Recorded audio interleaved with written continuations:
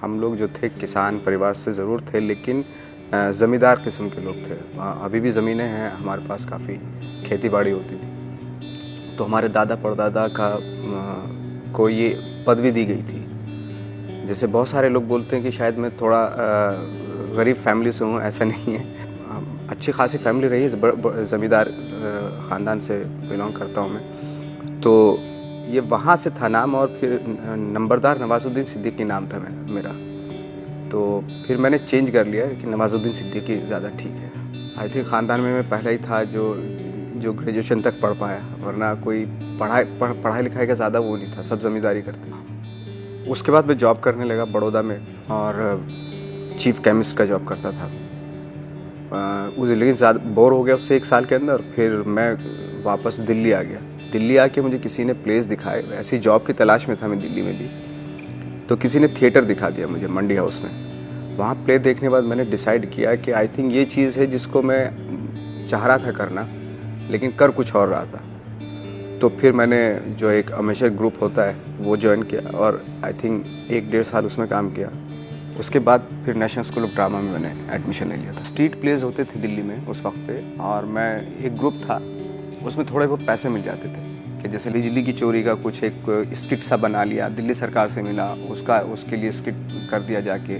I think मैं odd किस्म की तो नहीं कह सकता, काम थे वो तो, बट ये था कि उस वक्त पे अब हिंदी थिएटर में पैसा तो है नहीं, तो साइड बाय साइड में एक वॉचमैन का काम भी करता था। एक्चुअली क्या था कि एक पुरानी दिल्ली रेलवे स्टेशन है, उसके सामने एक टॉयलेट है, तो उसके मैं ज़रा खड़ा हुआ कर रहा था पेशाब। तो वहाँ पे लिखा हुआ था एक पोस्टर पे कि 500 सिक्योरिटी गार्ड चाहिए, 300 वॉचमैन चाहिए, और 25 ये चाहिए, इस तरह का कुछ। तो और नंबर भी लिखा होता, तो मैंने नोट कर लिया।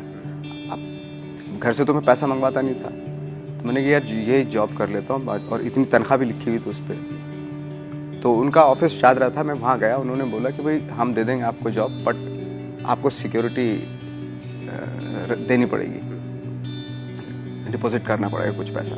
ठीक है। तो मैं घर गया, तो वहाँ से अम्मी की जो मेरी मदर की ज्वेलरीज थी वो गिरवी रखा मैंने। वहीं पे हमारे यहाँ सुनार थे, और उनसे पैसा लेके उसको 5,000 रुपये दिए मैंने, और मेरा जॉब उन्होंने वहाँ लगा दिया।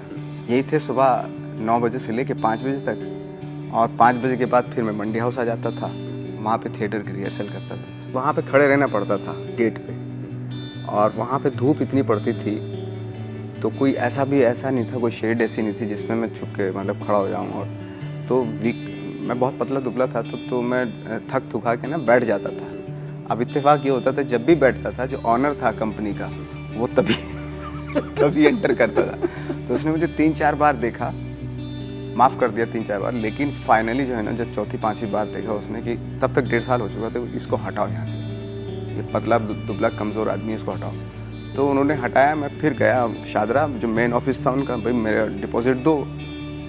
आपको मैंने डिपॉजिट दिया, तो मुझे आपने निकाल दिया कि नहीं, डिपॉजिट नहीं मिलेगा क्योंकि आपने ऐसी हरकतें की।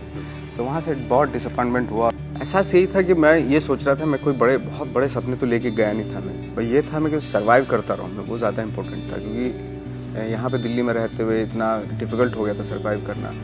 तो वहाँ पे एक ही था कि बस सर्वाइवल होता रहे ठीक से, और बाकी काम वाम जो मिलेगा वो तो करते रहेंगे। छोटा मोटा काम, 1 सीन 2 सीन जो होगा वो करते रहेंगे, क्योंकि बड़ा सीन तो कोई देने वाला नहीं। पहले मैंने टीवी ट्राई किया।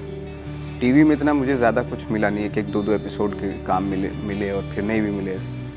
और फिर फिल्मों में ट्राई किया, 1-1 सीन उसमें मिले।